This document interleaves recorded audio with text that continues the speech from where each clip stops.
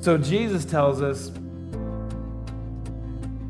that we only need one little mustard seed of faith to move a mountain. I don't believe that Jesus' intention with this story was that we could change the landscape for our own amusement. That wasn't his goal in that story, that I could just move a mountain because I thought it would be cool. No, what he was trying to get across is that we can change the world through our faith in Jesus. What if we all had the faith to move a mountain? What if that faith came together? Just think of the obstacles. Just think of the mountains we can move as a church when we put our faith in God. So remember this, church.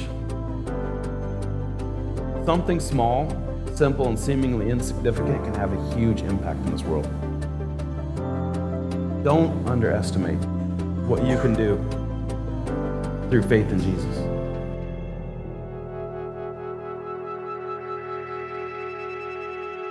How is everybody? My name is Jeff, like Jordan said, and I'm one of the elders here, and I'm on the board, and I do a lot. But I do it because I love it. I love this church, and it is an honor to be here. It's kind of exciting that I get to wrap up the Storyteller series. Not so sure if Jordan saved the best for last, or there's a coincidence that I'm speaking on a holiday weekend that is traditionally low attendance. We'll see. We'll see which one it is. You'll have to let them know at the end if you want me back up here. But it is truly an honor to be speaking before you. Like Jordan said, preparing a communion message is one thing. Preparing for an event like VBS is something else. But to truly prepare to deliver a sermon, to speak in front of a church is a whole nother experience. And it has just been so powerful. So I hope you enjoy this as much as I have as I've prepared this. And if you're wondering, does Jeff wear glasses? I do now because I can't see. That's why I don't actually use notes when I do communion. I can't see anything anymore. It's tough getting old. Okay, so there are, in science fiction, two very popular ideas when it comes to what's called the butterfly effect. And if you're familiar with it, it's the idea that a butterfly can have a huge impact. Even though it's rather small, it can have a huge impact on future events. Now, one idea is that if you were to go back in time and say to the age of the dinosaurs and do nothing else but simply step on a butterfly and kill it, the present you return to would be drastically different. Because the butterfly you harmed affected the food chain, the ecosystem, all those things radically affected the world that you used to know and live in. So they tell you when you go back in time, don't do anything, not even kill a butterfly, because it will affect it. The other idea, and you maybe have heard this, is that if a butterfly flaps its wings on the coast of Africa, that little gust of wind will cross the ocean and grow into a hurricane that will devastate and destroy the Caribbean. Those two ideas, whether you believe them or not, it's more important to take away that we have this belief in our culture, in our society, that something small, something simple and seemingly insignificant can have a huge impact on future events. And that's something I want to share with you. And maybe you've experienced that. You've had a phone call, an email, a chance encounter where that small, simple act changed your life. Now, Jesus would make this point by referencing a mustard seed. And that's when we get in today's parable, is the parable of a mustard seed. And it says in Matthew 13, the kingdom of heaven is like a mustard seed, planted in a field. It is the smallest of all seeds, but it becomes the largest of garden plants. It grows into a tree, and birds come and make nests in its branches. Now, look at this picture of a mustard seed. That's how small a mustard seed is. In fact, back by the information counter, there's a gold tray, and I actually bought mustard seeds at Hy-Vee because I was like, all right, I got to see this. And I put them out for you so you can see them at the end. They are tiny. And this is what Jesus references when he talks about the impact you can have in this world. That's all it takes is a mustard seed to have a huge impact. We need to ask ourselves this morning, ask ourselves this question: what does it truly take for us to have a huge impact in this world? That will be an idea that we come back to as we go through this morning, and what I'm sharing with you is, what can you do to truly have an impact in your life in this world? And you'll be surprised it doesn't take much. It doesn't take much at all. In fact, when the disciples, they asked Jesus this question, what does it take? He shared these words in Matthew 17. He said to his disciples, you don't have enough faith. Jesus told them, I tell you the truth. If you had faith even as small as a mustard seed, you could say to this mountain, move from here to there, and it would move. Nothing would be impossible. Such a powerful story. And in fact, when Jordan said, we get to talk about the parables, I was immediately like, oh, I want to do the parable of the mustard seed. And this is the story that stuck out to me. I was like, this is the one I want to talk about. And let's see, as I was prepping for today, he called me on Thursday and said, you got the wrong parable, right? Like, what are you talking about?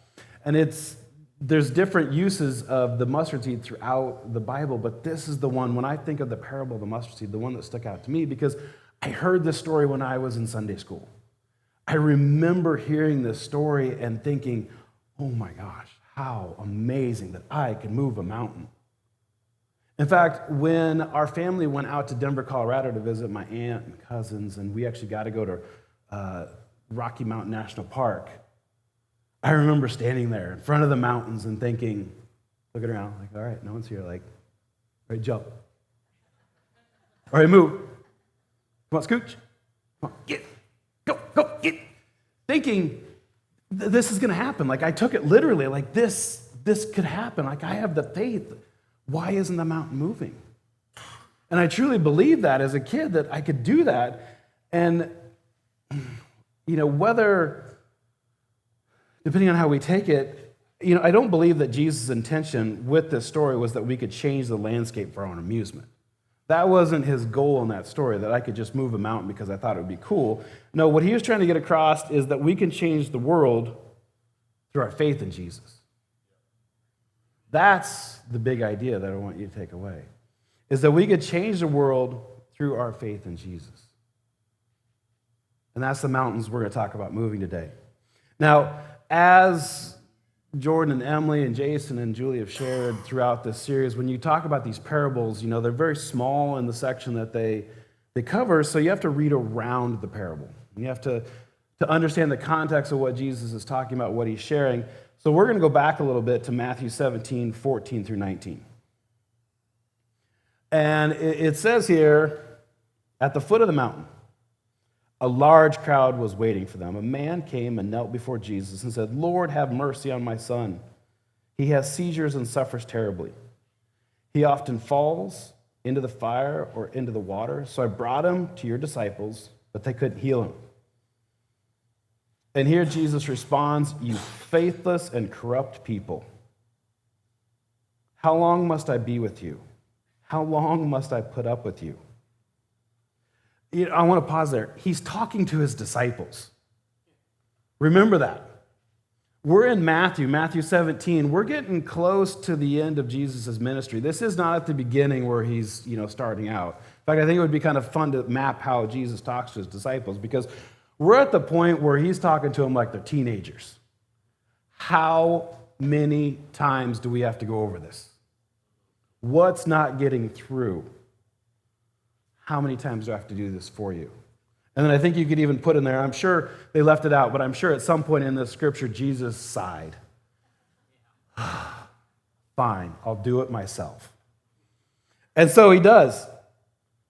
He rebuked the demon in the boy, and it left, and from that moment the boy was well. And afterwards the disciples asked Jesus privately, well, why couldn't we cast out the demons? Well, what did we do wrong? And this story, one of the other reasons I love this is because I just imagine what it was like, what the disciples were going through. They're standing there and they're like, all right, we're called to action. We're going to get this demon out of this boy. Okay, Now remember, stand like Jesus. Remember, he does that thing where he moves his feet and he puts his hand up and he does, they're trying to act like Jesus. Okay, remember, use the voice. What voice? The voice he uses. Use the voice, stand like him, do the thing. And I just imagine they had this great intention of sounding and acting and being like Jesus, but it really just sounded like George McFly in Back to the Future, where, the moment it came, their hands are trembling, they're like, hey, get your demon hands off her. And even the possessed person was like, what? No, that's not enough. The key point here is that we can't go through the motions of acting like a Christian. We can't go through the motions. We have to act intentionally with faith. And that's a big call to action is as you go through your day, your life, as you go through this fall, as you get involved in ministries in the church, am I acting with intention or am I just checking a box? Am I going through the motions? Am I doing what I think I need to do? Or do I have faith? Do I truly have faith? Now, we're going to talk about the extremes he uses in this parable because Jesus, as I shared, he said, if you had faith like a mustard seed, you could move a mountain. And I want to believe that it wasn't a mistake. And I guess it's more than that to say that I want to believe. I know it wasn't a mistake. As you go back and look at these parables, I want you to understand every word was intentional. There was no misstep in the words he used, in the way he explained things, in the choices that he made and how he explained it. There's layers upon layers. And the parables were simple enough that I could remember them and share them with someone else. But they're also complex enough that I have to read them 100 times before I may understand them. And so as he's using these extremes of a mustard seed, a mountain, remember, he didn't just stand there and talk to his disciples and look on the ground and be like, oh, yeah, something as small as, oh, yeah, a mustard seed. And, oh, yeah, as big as, oh, yeah, a mountain. No. He's talking about a mustard seed, and this would have been a powerful metaphor. You see, the disciples knew it was a very small seed that turns into a robust and steadfast tree. So that tiny, tiny seed will grow and grow and grow and multiply. So this was something that had great meaning to them. They understood the smallness of it. The mustard seed symbolizes growth, dependence, and faith. Now we compare that to what you can accomplish, the mountain. And we see that Jesus says, with a small amount of faith, you can ask this mountain to move. Notice how he doesn't say it the other way. He doesn't say if you had the faith of a mountain, you could have the impact of a mustard seed. No, it's the other way around. And so they're standing there, and it would not be lost in them. They came down from the foot of a mountain. They're standing in front of this mountain as Jesus tries to get across to them. And I think, what an amazing feeling it would have been to stand there. I mean, imagine being in Jesus' presence, and he's saying, this mountain behind us, you could tell it to move, and it would move. And he meant it. And he wanted his disciples and everyone around him to understand that. Who here wants to move a mountain? Think about that. Who here wants to move a mountain in their life? I mean, that's a powerful thing to walk out of here, to think, I want to move a mountain. So let's look at these two parts of the parable. So if I were to ask you if you have faith, if I were to ask you to rate your faith, you might say, well, yeah, I believe. I'm a believer. And I would say, well, that's not exactly it. That's not the question I asked. I asked if you have faith, not if you believe, because I would say even the demons believe. We read in James 2:19, you say you have faith, for you believe that there is one God, good for you. A little sass there from James. Even the demons believe this, and they tremble in terror. So faith is more than simply just believing. In fact, if we wanted to know how the Bible defines faith, if you were to look this up, all the research would point you back to Hebrews 11:1. And again, depending on which version you read, it's going to vary, but Hebrews 11:1 that I've got for you this morning says that faith shows the reality of what we hope for. It is the evidence of things we cannot see. I like how Martin Luther King Jr. put it. Faith is taking the first step even when you don't see the whole staircase. And if anybody's ever helped their dad move a couch up or downstairs, you understand what this means to have faith in that first step and hoping it's there when you reach for it. So I believe faith is more than just belief without proof. Faith is complete trust or confidence in someone or something. We can struggle with faith because we truly don't know God. You see, we inherently don't trust strangers. We're told that from our very beginning. Don't trust those you don't know. Well, if I don't know God, how can I trust him? So, a question for you. If faith is at the heart of our relationship with God, the question becomes, how do we grow our faith if only to the size of a mustard seed? That's all that's being asked of us, is can you get enough faith that it equals a mustard seed? So give me a second to get a little nerdy with you guys. If you don't know, my background is in business and leadership and those things. And I wanted to share an idea, a concept, a theory with you this morning that it stuck out with me when I was preparing for this message. So, in the 1960s, an American psychologist named Frederick Herzberg was studying job satisfaction. He was asked to help companies as they were expanding, as office life was becoming more prevalent, there was more factory work. The powers that be wanted to understand, okay, help me understand job satisfaction, what my employees, like and don't like. And so Herzberg developed what's called his two-factor theory. And basically what it says is that job satisfaction doesn't exist on a continuum, but rather is broken apart into two separate lines. Okay, so what does that mean? Well, before his research, if I were to ask you or talk about job satisfaction, you would think of it probably on a continuum like this. I'm either satisfied or unsatisfied. And that was the traditional view of job satisfaction, that if you asked somebody, they would put themselves in that line somewhere, and they would move back and forth, depending on how their work was going, what the work life was. And the employees who lacked a reason to be satisfied, well, then they must be unsatisfied, because you're somewhere on that line. And likewise, if you're not unsatisfied, well, then you must be satisfied. And so what you saw companies doing, what you saw leadership doing is they were trying to just fix the unsatisfied by moving them that way. How can I get you to this line? If you're not unsatisfied, you must be satisfied. Let's get you over there. Now, through his research, what Herzberg discovered is a two-factor theory that argues that these two items exist in different ways with their own set of factors. So actually what it looks like is this, that job satisfaction and job dissatisfaction are separate. And you're like, okay, well, what does that mean? Why do I care? Well, now what we understand is that the opposite of satisfaction or job satisfaction is not dissatisfaction, it's just no satisfaction. And the same with the bottom line, job dissatisfaction. You can only get so far. Have you ever talked to somebody or felt this way where somebody asked, hey, are you happy? I'm not unhappy. That's what this is getting at, is you can only go so far.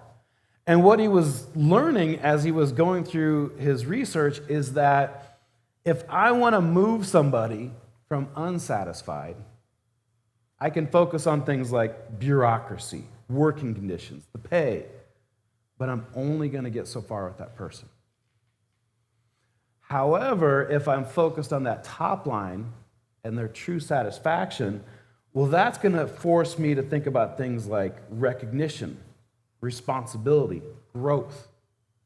So So I'm dealing with two different elements, maybe some basic things like safety and health and wellness, versus I've got some higher end needs like recognition and awareness.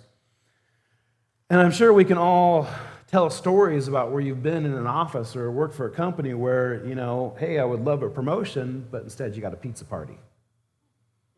And you start to understand where they were focused on that bottom line, but not truly the top line. And so his conclusion was that there are separate sets of mutually exclusive factors that either cause job satisfaction or dissatisfaction. And the reason this theory just stuck out to me because it changed how you start to look at things. You start to understand that it's just not a simple line where I can just move back and forth, but I've got to focus on different things. In fact, a key thought I want you to take away is to move the needle, to make a difference, you have to focus on the right things. If I want to start to truly make a change in any type of situation that you're dealing with, what are you really focused on?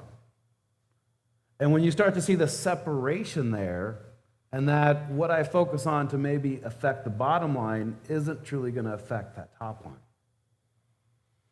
And so if I spend my time focusing on the demotivators, as he called them, I only get so far. I need to focus on the motivators. So, okay, what's that got to do with a mustard seed and faith? Well, if I were to ask you, where is your faith? How would you rate it? You would probably put it on a line like this, 1 through 10. I've either got faith or I lack faith, but I'm somewhere in the middle. And that can vary based on the day, the situation, the circumstance, but I'm bouncing back and forth. And what I would challenge you this morning is to put it in that two-factor theory. Now, when we start to separate it, we see that, okay, well, I'm focused on my lack of faith. So I don't lack faith. Okay, but are you working on building your faith? What does that take? Jesus said all you need is a mustard seed of faith. And what are we focused on? What are we working on? Where are we going with our faith? And that's what I want you to think about, because to increase our faith, we have to do more than just decrease our lack of faith. We need to take the right actions. We need to act intentionally with our faith. Now, as I was researching and doing some preparation, I was like, okay, how do I increase my faith? What have I gone through to increase my faith? And these ideas came through a lot of reading and a lot of research, and so I share them with you. 6 ways to increase your faith. So number 1, saturate your mind with God's word. Romans 10:17. Faith comes from hearing the good news, the gospel about Christ. So are you reading your Bible? Are you participating in life groups? Are you part of a men's or women's ministry where you get to hear the gospel? Surround yourself. Number 2, ask God to reveal himself. Matthew 7:7. Keep on asking, keep on seeking, keep on knocking. Are you looking for God in every part of your life? Number 3, embrace a relationship with God. John 17:3. And this is the way to have eternal life, to know you, the only true God, of Jesus Christ, the one you sent to earth. Number 4, surrender your will to God. Romans 12:2. Kids know this one. Do not conform to this world. Transform yourself. Number 5, trust God with your life. Colossians 2:6. And now, just as you accepted Christ Jesus as your Lord, you must continue to follow him. Let your roots grow down into him. Let your lives be built on him. Then your faith will grow strong in the truth you were taught, and you will overflow with this thankfulness. And number 6, step out of your comfort zone. Romans 5:3. We can rejoice when we run into problems and trials, for we know that they help us develop endurance. And those scriptures, those thoughts, they're powerful, but when you actually put them to the test, it can be difficult. It's easy to stand up here in front of you and say, be more faithful. But to actually live it out is tough. And I share a story with you, and I know I've shared with some in the past, but in, 2008, I lost my job. It was December 8th. In fact, it was a Tuesday. That's how much this stuck with me. Tuesday, December 8th, 2008. I was working for Principal Financial Group. Great company, no problems. Don't sue me. The economy, if you remember 2008, the economy, the housing bubble burst, and it was affecting the stock market, which affected retirement accounts, which was the department I worked in, and so as retirements shrunk, so did our department, and they needed to lay people off. And we knew this was coming. That's the weird part, as I reflect back on it. We knew that job cuts were coming, and we joked about it. We didn't think it would happen to us, but we were just like, oh, yeah, it's going to be rough, but we'll get through this. I had no idea. Until that Tuesday morning at 9 o'clock, there was an impromptu meeting. All the team had to go to a conference room for a quick team meeting.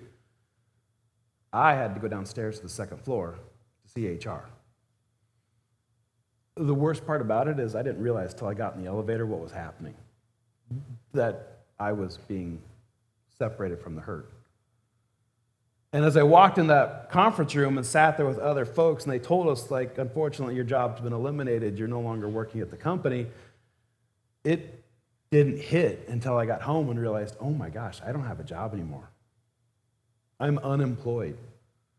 What are we going to do? I remember saying to my wife, what do we do now? It's over.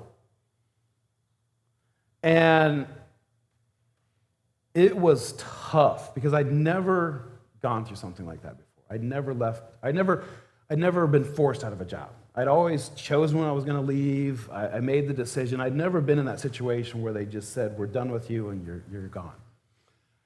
But I felt optimistic. I felt like, okay, I can bounce back from this. I've found jobs before. I can do this. And so I started the job search and started putting out applications and the resumes, and nothing.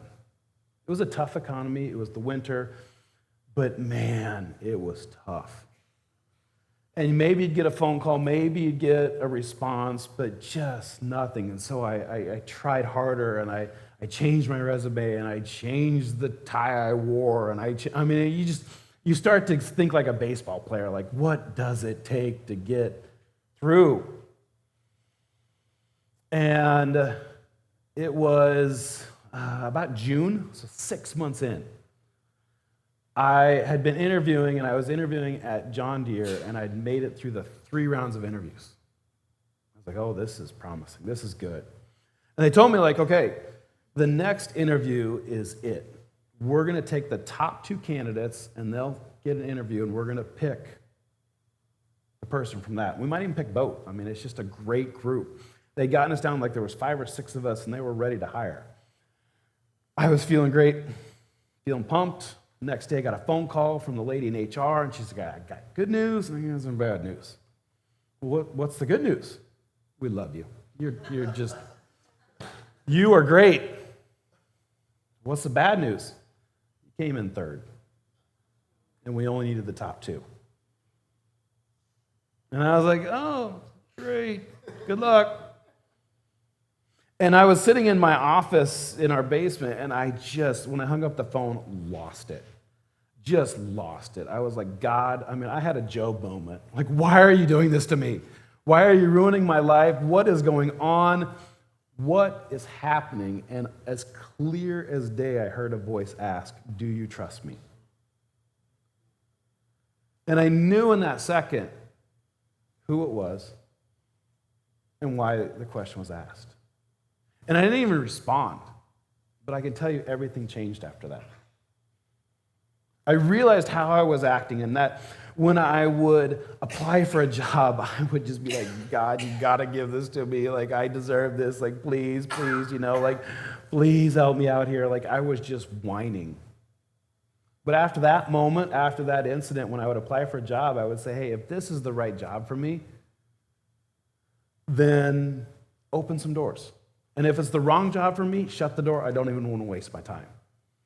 And it was a powerful change for me because now when I apply for jobs and something would work out, I'd be like, good.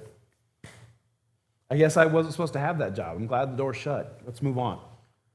Changed everything about my demeanor. And it was refreshing. It was such a relief. And finally, in August of 2009, so like 9 months later, or 8 months later, got a job at Farm Bureau. And I was so relieved. I mean, I annoyed my coworkers because I would come in hopping and skipping like, I get to work, yay for work. And they're just like, who are you? Like, oh, we get to work. We have jobs, yay. And it was great. It was such a relief. Until 3 weeks into the job on a Tuesday morning at 9 o'clock, we had a meeting. The whole department was there. I was with them, so I was like, oh, this is good. At least I'm not here with everybody. And they're like, we got some good news and bad news. I go, okay. Well, the good news is we sold the department. The bad news is we sold the department. And you guys are gone. And I was sitting at that table, and I looked up at the ceiling, up to God, and I was like, that's a good one. I did not see that coming. You got me. Because I thought, this has to be it. And it's not. What does this mean? But I had changed how I looked at things. My faith was different, how I reacted to the world. And a month later, I got a job at Wells Fargo, and I've been there for 15 years. And I look back on that now, and I'm like, all that had to happen so I could be where I'm at today. And it was so powerful, and I share that with anybody who wants to talk about faith. But I think more importantly, what I want to share with you is in those 8 to 9 months, in the time that I was dealing with job loss, it's such a weird feeling. Because when you meet somebody and you go out and talk to somebody, they're always like, hey, what's your name? And what do you do for a living? I'm Jeff, and I'm unemployed. And it's always, ugh. Like it's contagious. They're always like, oh, okay, well, good luck with that. And after that moment in my office, I'd start to say, like, I'm Jeff, and I'm a stay-at-home dad. And people would always be like, oh my gosh, that's amazing. I wish I could do that. They were so jealous of me. I thought, it was weird. But in that time that I was looking for a job and we were tightening our budget, we started to tithe. That was one of the first things my wife said is we're going to start tithing. I'm like, are you crazy? Like, we can't afford, why would we do that? Like that's what we're going to do. And we did. And she also said, we're going to get involved in a life group. I don't want to see anybody. I don't want to talk to anybody. I'm like, no. We're going to do the things that we've always said we're going to do, and now we're going to do it. And I was like, okay, let's do this. And I also thought, well, maybe I can do some more. I've got the time. Maybe I can get more involved in church. So I remember talking to the pastor at the time saying, hey, I got time. What can I do to help? How can I be a part of this church? How can I get involved? And it was something little, but it grew. And I want you to think about that. I said, what can I do? Oh, you can help out on the welcome team. And today I'm standing here delivering the sermon. Don't tell me that small actions can't have huge impacts on the world. Don't tell me that what I do is simple, basic, it has no impact, because it can have huge, huge impacts on the future and where you grow and where the people around you grow. Can I get an amen? I know. I should finish there, but we still got the other half. We still got the other half of the parable. So, the other half. I said earlier that this parable was not about a literal movement of the landscape. But maybe it was. Jesus was known to walk on water, calm a storm. Old Testament, they could part the Red Sea. So maybe he truly did intend for them to move mountains. But I want to think about it a little bit differently. Mountains were seen as obstacles. You can see here this picture behind you is a mountain range in Jerusalem, according to Google. Now, the people at that time were nomadic, meaning they walked everywhere. You read that in the Bible all the time. They were on a path, they were on a trail, they were walking. And so something like this might seem like a huge obstacle. Imagine if you could clear a path. Imagine this, church. On the other side of that mountain, in another town, is the Messiah. And he's healing everyone of every disease, every illness. You're sick, a family member is sick, your child is sick, dying. And you've got to get on the other side of that mountain to meet the Messiah. Imagine if you could just say to that mountain and clear a path. Flat as Nebraska. Just as exciting. I know. But imagine if you could clear that obstacle out of your way and make a straight shot to get relief, to get healing, to get salvation. So the question for you this morning is, what are the mountains that stand in your way? What are they? Common things, if you ask people, they'll say things like, it's money standing in my way. My health is standing in my way. Work is standing in my way. Relationships, personal issues are standing in the way of me achieving what I really want in life. And I can't get around it. I don't know what to do. It's just too big. It's too big.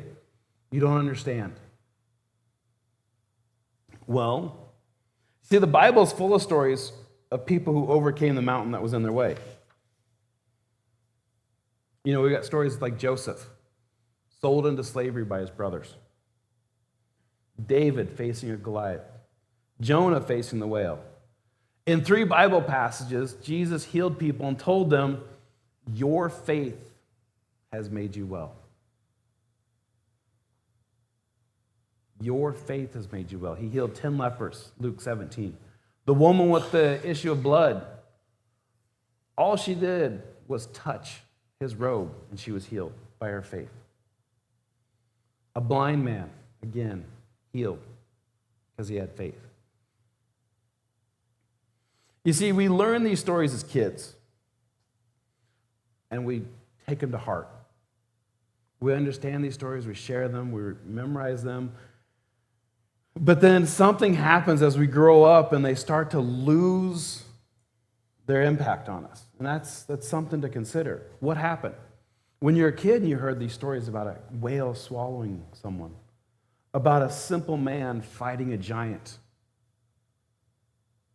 and we believed him, and we truly believed we could go to the Rocky Mountains and move them out of the way by simply telling it to move. Now, many of us, we don't have that same thought. We don't have that same belief. What happened? You see, these stories are impactful. And in fact, Jesus always used stories and illustrations like these when speaking to the crowds. In fact, he never spoke to them without using such parables. This fulfilled what God had spoken through the prophet. I will speak to you in parables. I will explain things hidden since the creation of the world. His goal was to share these stories so that they had an impact, that you took them away, that you lived them out. So my question for you is, what is your takeaway? What is your takeaway from this series? Not only today, not only my message, But truly, what is your takeaway from all the stories that you've heard? And how will you let them impact your life? My takeaway is that with faith, nothing's impossible. That we can accomplish anything we want to, that we set our minds up to. And it sounds like a poster. It may sound like something where you're like, oh yeah, nothing's impossible, and I believe that we can do that. But do you truly take it to heart? That's what a kid would do. A kid would truly believe, like, I can take on a giant and win with a slingshot. A kid would believe I could build a boat that could house every animal in the world and sail it for 40 days. But somewhere we lose that. So we've got to regain that. We've got to regain that belief. We've got to regain our faith. We've got to grow it because, as I close out this morning, I want to share with you kind of a mountain or an obstacle or something that kind of sticks out to me. And it surrounds the church, our church. You see, when we became New Point, we were meeting in the Tuscany Center. Some of you remember that. Some of you are new, may not. But we met on the other side of Douglas, and we were considered mobile because we were renting the space, and we would set up every Sunday and Wednesday, and we would tear down, and they would use it for wedding banquets and other things in between. But that was our home, and we did what we could with it. But we always wanted more. We always wanted our own space, and we knew that's what we wanted, and our lease was coming to an end. We had a decision to make. Do we sign on for a few more years, or do we move? And we looked at so many places. You would not believe how many buildings and places I've walked through, being on the board. And finally, we found this spot. And we're like, you know what? This will work. This will work. We'll make this our home. And so we signed a lease, and we renovated this place, and this became New Point Church. And it was small, but we have done so much with this place.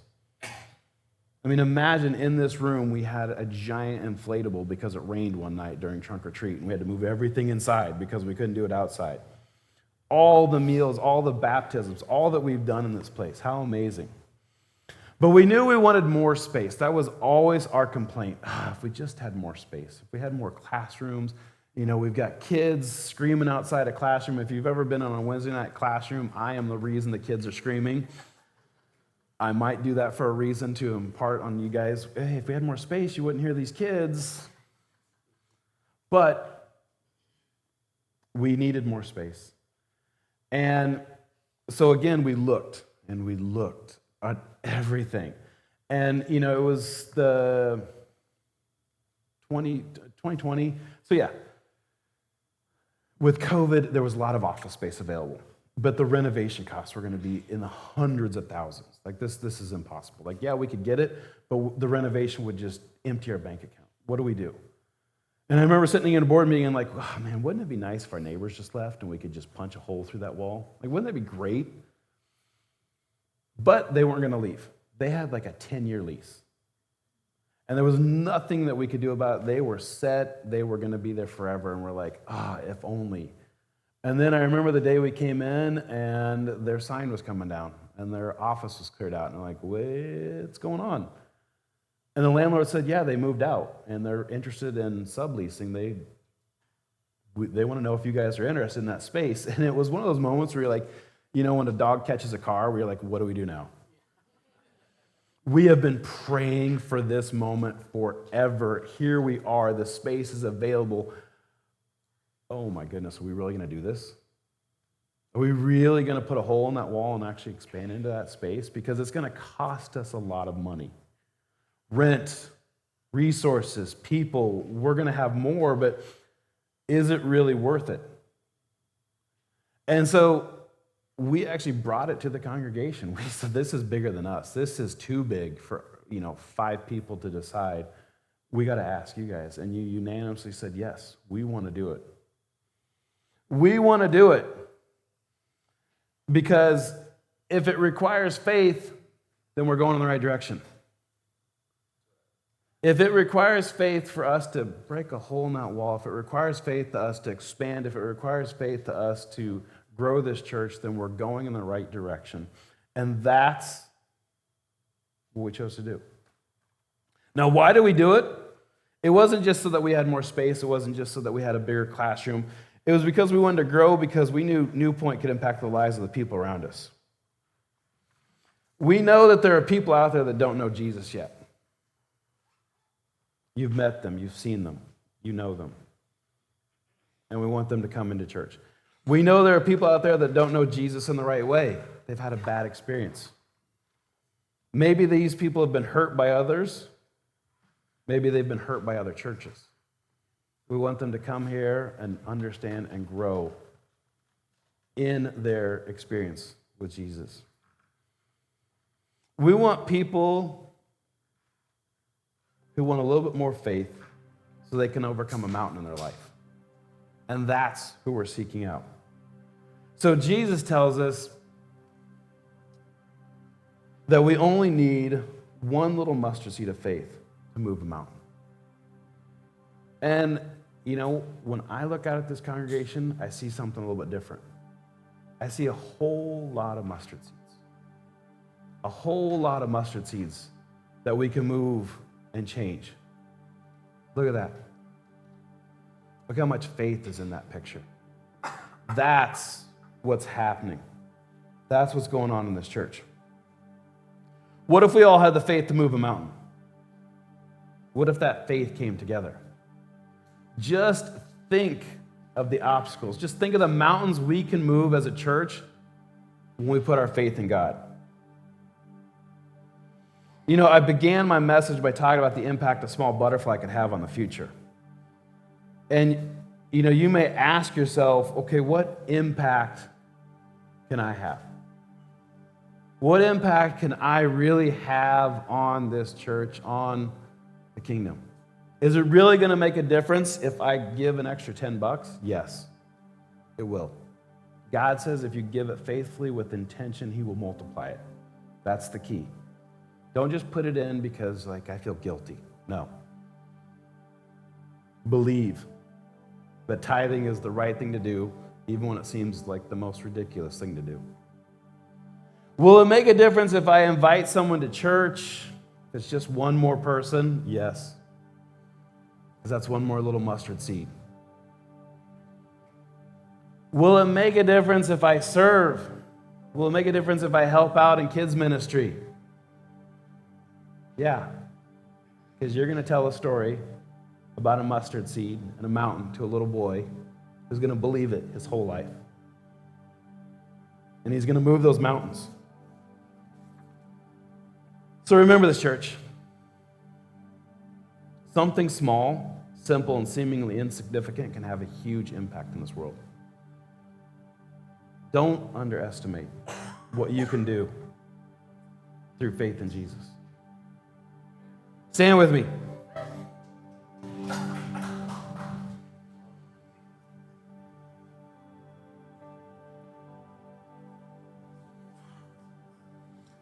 Take a moment. Let's just bow our heads. Think about what your takeaway is. What are you going to take away from this series, this message, these parables, the words of Jesus?